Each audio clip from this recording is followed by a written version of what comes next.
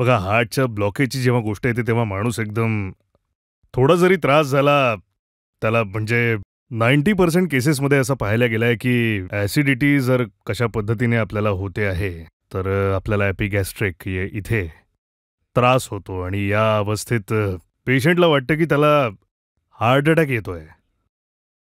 अशा अवस्थेत पेशंट जो आहे, खूप घाईघाईत कुठल्याही कार्डिओलॉजिस्टच्या कुठल्याही हॉस्पिटलमध्ये पोहोचतो.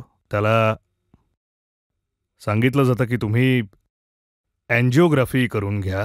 तुम्हाला ब्लॉकेजेस होऊ शकतात, म्हणून तुम्ही करवून घ्या आणि बरे होऊन चालले जा. तर जी अँजिओग्राफीची गोष्ट आहे, हे आधीच्या काळात तर राहायचंच नाही. बरोबर आहे ना? आणि जर WHO चीच गोष्ट केली तर म्हणणं आहे त्यांचं की फक्त 62% लोकांना या या अँजिओग्राफीची गरज नाही आहे, पण ज्याला कोणाला त्रास आहे त्याला अँजिओग्राफीची गरज आहे, म्हणून ते केलं जातं. आणि त्यात ब्लॉकेजेस पाहायला जातात, कुठे 90%, कुठे 80%, कुठे 30% असं त्यात दिसतं. तर याला घाबरायचं नाही आहे ॲक्च्युली. जर तुम्हाला 100% ब्लॉकेजेस आहेत, तर तुम्हाला आयुष्यात दुसरा हार्ट अटॅक कधीच नाही येणार. कारण त्याचे कोलॅटरल्स डेव्हलप होऊन जातात. जर त्याला 100% ब्लॉकेजेस आहेत, तर तो तिथे पोचला कसा? जर असं आहे, तर तो आधीच मेला असता ना. तिथपर्यंत कसा गेला? कारण काय असतं माहिती आहे का, जसं एक मोठं झाड आहे, एक वेल अशी खालपर्यंत येते आणि मध्ये जिथे ती थांबते, त्याच्या आजूबाजूने अशा छोट्या नॅचरल बायपास तयार होतात. असंच आपल्या शरीरामध्ये जर तुमची कुठली आर्टरी कुठेही थांबली असेल, तर आपल्याला ब्लॉकेजेस येतात आणि आपले कोलॅटरल्स डेव्हलप होऊन जातात, जे ऑक्सिजनेटेड ब्लडला तिथपर्यंत घेऊन जातात. हा सगळ्यात मोठा एक मिथ आहे की मला 90% ब्लॉकेजेस आहे, तर मी काय करू? तर ब्लॉकेजेस होतात कसे? तर बघा, आपल्या ज्या आर्टरीज आहेत, या 75,000 किलोमीटरपर्यंत आहेत या. आणि जशी एजिंगची प्रक्रिया आहे कुठल्याही गोष्टीची, तर आपण जर हे समजून चालू की वर्षभरात 1% जरी त्या गोष्टीमध्ये कुठली गोष्ट जमणं सुरू झाली आहे, तर वर्षाला 1% जरी तुमच्या ब्लॉकेजेस वाढत चालले आहेत, तर 50 वर्षात 50% तर होणारच आहे. खूप सोपं आहे. यात काही असं नाही की तुम्हाला ब्लॉकेजेस झाले, त्याला झाले नाहीत, सगळ्यांना ब्लॉकेजेस होतात. हो. पण ज्याला त्रास होतो आणि जो मशीनच्या खाली येतो, तोच पकडला जातो. बाकी ज्याला 100% आहे, त्यालाही काही होत नाहीये. तर दरवर्षी जर 1%ची ग्रोथ आपण पकडली, तर जर 40 वर्षाचा तो आहे, तर 40% त्याला होणे आहेच. 50 वर्षाचा असेल, तर 50% होणेच आहे. हे यापासून कोणी वाचेल असा एकही व्यक्ती नाहीये या पृथ्वीवर ज्याला ब्लॉकेजेस नाही होणार. कारण हे जे ब्लॉकेजेस असतात, हे कॅल्शियमचे असतात, जरा लक्षात घ्या. कोलेस्ट्रॉलचे अजिबात नसतात हे. पण सगळ्यात मोठा प्रश्न तर हाच आहे सर, की आजकाल कोलेस्ट्रॉलला घेऊन लोक खूप चिंतित असतात. कोलेस्ट्रॉल तर खूप मोठं मिथ आहे. मी तर आज 20 वर्षांपासून म्हणतोय की कोलेस्ट्रॉल एक मिथ आहे, पण इंडियन मेडिकल असोसिएशननी पण हे मानलंय की कोलेस्ट्रॉलनी ब्लॉकेजेस नाही होत. जर कोलेस्ट्रॉल इतका गुन्हेगार असता आपल्या आयुष्याचा, तर देवानी कोलेस्ट्रॉल आपल्या बॉडी लिव्हरमध्ये सिंथेसाइज केलेच नसते. 80% कोलेस्ट्रॉल आपल्या लिव्हरमध्ये सिंथेसाइज होतं. आणि त्या कोलेस्ट्रॉलनी आपल्या बॉडीमधले सगळे हॉर्मोन्स जन्म घेतात. It's a mother of all are hormones. जे आपले एंडोक्राईन ग्लँड्स असतात ना, ते आपल्या कोलेस्ट्रॉलनी सिंथेसाइज होतं. एस्ट्रोजन असो, प्रोजेस्ट्रॉन असो, टेस्टोस्टेरॉन असो, कुठल्याही पद्धतीचे हॉर्मोन्स असो, ते त्यांनी सिंथेसाइज होतात. 20% येतात फक्त डायटरी सोर्सेसनी. तर पहिले तुम्ही इंडिजिनियस हे जे आहे, तुम्ही तुमचं लिव्हर जर चांगलं ठेवत असाल, तर तुम्हाला काहीच त्रास होणार नाही. आणि कोलेस्ट्रॉलनी कधीही कोणालाही ब्लॉकेजेस होत नाहीत, हे लक्षात ठेवा. तर ब्लॉकेजेस होतात कसे? तर 90% जे फूड आपल्या भारतातलं आहे, ते कल्चरल आहे, इमोशनल आहे, ट्रेडिशनल आहे, मास सायकोलॉजीमध्ये जगणारं आहे. अनफॉर्च्युनेटली जे आहे, हे जितके पण ते आपली बॉडी जी काम करते, ती अल्कलाईन पीएच वर काम करते. जर आपण आपल्या ब्लडचं पीएच बघितलं, तर जेव्हा केव्हा आपण मी एक उदाहरण देऊ इच्छितो दुधाचं, ॲनिमल मिल्क. खास करून गाईचं दूध. तर जेव्हा हे बॉडीमध्ये जातं त्याचं ॲब्झॉर्प्शन, ॲसिमिलेशन, इंटरॅक्शन आणि एक्सक्रिशन होतं. तर बघायला गेलं तर ते दूध आहे, पण त्यातले जे अमायनो ॲसिड्स आहेत त्यातले सिस्टीन आणि मेथोनाईन आहेत, 2 सल्फर ग्रुप्स आहेत, जे शरीरात जाऊन सल्फ्युरिक ॲसिडचं फॉर्मेशन होतं. जसं आपल्या शरीरात सल्फ्युरिक ॲसिड जन्माला आलं तसं आपल्या शरीराचं pH 7.4 वरून 7 पर्यंत वाढत जातं. आणि जसं ते झालं तर तुमचे सगळे एन्झाईम डिॲक्टिवेट होऊन जातील आणि तुमची बॉडी कोलॅप्स होऊन जाईल. तर बॉडीला जगायचं आहे, तर जर आम्ही लॅबॉरेटरीत आहोत तर आम्ही NaOH घेऊन करून घेऊ, पण बॉडीमध्ये कसं आणायचं? तर त्या ॲसिडिक मीडियाला तुम्हाला न्यूट्रलाइज करायला तुम्हाला अल्कलीची गरज पडते आणि आपल्या बॉडीमध्ये कॅल्शियम अल्कलीचा भाग म्हणून पाहिला जातो. तर जेव्हा जेव्हा आपण दूध घेतो तोवर आपल्या बोन्समधून कॅल्शियम इरोड करून घेतलं जातं. म्हणून दुधाने नेहमी कॅल्शियम कमी होत राहतं, कॅल्शियम वाढत नाही.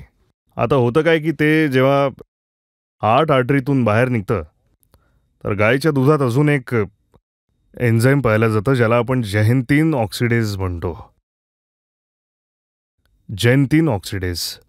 आणि आपली जी हार्टची आर्टरी आहे त्यात प्लाझ्मोमेरियन नावाचा एक सेल असतो जो केवळ आपल्या हार्टच्या आर्टरीमध्ये आपल्याला सापडतो. तर जेव्हा एन्झाईम आपल्या शरीरात जातो तर जर तो एक प्लाझ्मोमेरियन सेल असेल जे ते आतलं असतं ते त्याला डायजेस्ट करून टाकतं. आता जर डायजेस्ट केलं तर नॅचरली तिथे एका प्रकारची इंजुरी होते आणि जर इंजुरी झाली तर so cholesterol runs throughout the body to repair that. एक हलकीशी एक लेअर बनवायचा प्रयत्न करते त्याला रिपेअर करण्यासाठी. आता जसं मी म्हटलं की जेव्हा तुम्ही ॲसिडिक फूड घेता तेव्हा कॅल्शियम इज इरोडेड, म्हणजे कॅल्शियमही त्याच रस्त्याने चाललं आहे. आता जसा कोलेस्ट्रॉल चिपचिपा पदार्थ आहे त्याच्यावर कॅल्शियम बसला. आता खूपशा लोकांना हेही नाही माहीत की आपली बॉडी निगेटिव्हली चार्ज्ड असते. तर तुमची बॉडी निगेटिव्हली आणि हा कॅल्शियम पॉझिटिव्ह असल्यामुळे मेल आणि फिमेल म्हणून त्यांना एकत्र जोडलं जातं एकमेकांसोबत. जसा हा बर्गर कसा असतो एकावर एक लेअर असते तसा कॅल्शियम कोलेस्ट्रॉल बर्गरसारखा, ज्याला प्लाग म्हटलं जातं. तर कोलेस्ट्रॉलचा तर काही रोलच नाही आहे यात, साहजिक आहे. It is the calcium which is precipitate. ठीक आहे, तर तुम्हाला काळजी घ्यायची आहे की तुम्हाला अल्कलाईन फूड घ्यायचं आहे. दूध तुम्हाला अवॉइड करायचं आहे. साखरेच्या जागी साखर ॲसिड आहे, हो. त्या जागी आपल्याला गुळाचा वापर करायचा आहे. रेग्युलर जे तुम्ही वापरता आयोडाइज मीठ त्या जागी सेंधव मिठाचा वापर करा. तुम्ही जे फळ आहेत त्यात ड्रायफ्रूट्सवर जास्त लक्ष द्यायला हवं. ॲसिडिक फ्रूट नका घेऊ. आणि तेल जे खाण्यात वापरता ते alpha cardio D rice bran oil, याला पूर्ण जगात प्रीमियम एडिबल आणि हार्ड ऑइल म्हणून मान्यता आहे, कारण यांनी SDL वाढतं, LDL कमी होतं, ट्रायग्लिसराइड्स कमी होतात कुठल्याही पद्धतीच्या टॅबलेटशिवाय. तर जी प्रक्रिया आहे बनण्याची ते आपल्या किचनच्या माध्यमातून जे आपण खातो त्या माध्यमातून बनते. उपाय तुमच्या किचनमध्येच आहे. तुम्ही Aच्या ठिकाणी Bचा वापर करा. तुम्हाला कधीच हार्ट अटॅक येण्याची संभावना नाही आहे. हे माणसांमध्येच का होतं? आपण जनावरांबद्दल तर अजिबात बोलत नाही की यांना हार्ट अटॅक होतो वगैरे. तुम्ही कधीच म्हणजे जनावर तर जगतात आहे काय? कारण ते स्वतःचं अन्न स्वतःच खातात जे प्रकृती त्यांना देते. आपण आपली प्रकृती चेंज करून टाकली आहे. आपण आपल्या हौसेनुसार खायला लागलोय, चांगल्या गोष्टी खातोय. तर आपली ही 2 इंचाची जी जीभ आहे ना, आपण त्याला संतुष्टी देतोय. आपल्या पुढे जी 40 फुटाची अन्न नलिका आहे ना, त्यावर आपलं अजिबात लक्ष नाही आहे.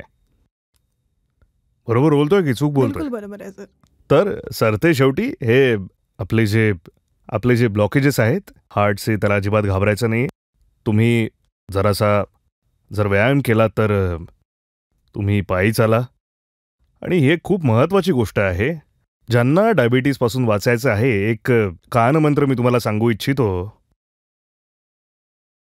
रोज जर शक्य आहे तर अर्धा तास तुम्हाला मातीत किंवा गार्डनमध्ये चपलेशिवाय तुम्हाला चालायचं आहे. आता हे नका समजू की मी चालवतोय तर आता डायबिटीसची गोष्ट आहे. नक्कीच. तुम्ही पाहिलाय गावातल्या एका माणसाला जो शेतात काम करतो त्याला कधी ब्लॉकेजेस झाले किंवा हार्ट अटॅक झाल्याचं ऐकलंय? कुठे तुम्ही ऐकलंय का? नाही. का नाही येत? त्याचं कारण आहे इलेक्ट्रिक, म्हणजे बॉडी जसं मी सांगितलं निगेटिव्हली चार्ज असते. हम्म. तर शेतात जे लोक काम करतात आपण बघतो की ते चपला न घालता काम करतात, हो. पायी चालतात. तर आपली जी बॉडी निगेटिव्हली चार्ज आहे पण पृथ्वी आहे पॉझिटिव्हली चार्ज आहे. तो एक सर्कल पूर्ण होतो त्यामध्ये.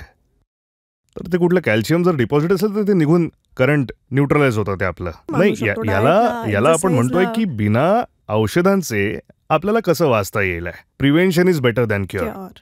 आणि याला झेटा करंट म्हटलं जातं. ZETA. कदाचित हा शब्द जितके लोक हे व्हिडिओ बघतायत पहिल्यांदा ऐकत असणार आहेत. हा याला झेटा शब्दाला. करंट म्हणतात. म्हणून गावातल्या लोकांमध्ये हे कमी आढळतं कारण ते शेतात काम करतात, जमिनीशी जुळले. जमिनीशी जुळले असतात. म्हणजे तुमचा करंटचा जो सर्क्युलेशन आहे तो कम्प्लीट होतो. आपण सिव्हिलायझेशनमुळे आपण जोडे घातले, चप्पल घातली तर ती कंडक्टिव्हिटी जी आहे ती संपून गेली आपली. त्याच्यात एक इन्सुलेशन आलं. तर आपल्याला जर ऑफिसला जायचंय तर आम्ही तर बिना चपलेचं जाऊ नाही शकत. पण तरीही जर तुम्हाला जीवनात हार्ट अटॅक पासून वाचायचं आहे, ब्लॉकेजेस पासून वाचायचं आहे, तर रोज अर्धा तास तुम्ही योगा करा, मेडिटेशन सगळं करा. पण जेव्हा बायोकेमिस्ट्रीची गोष्ट निघते त्या बायोकेमिस्ट्रीला बॅलन्स करण्यासाठी तुम्ही पायी चाला.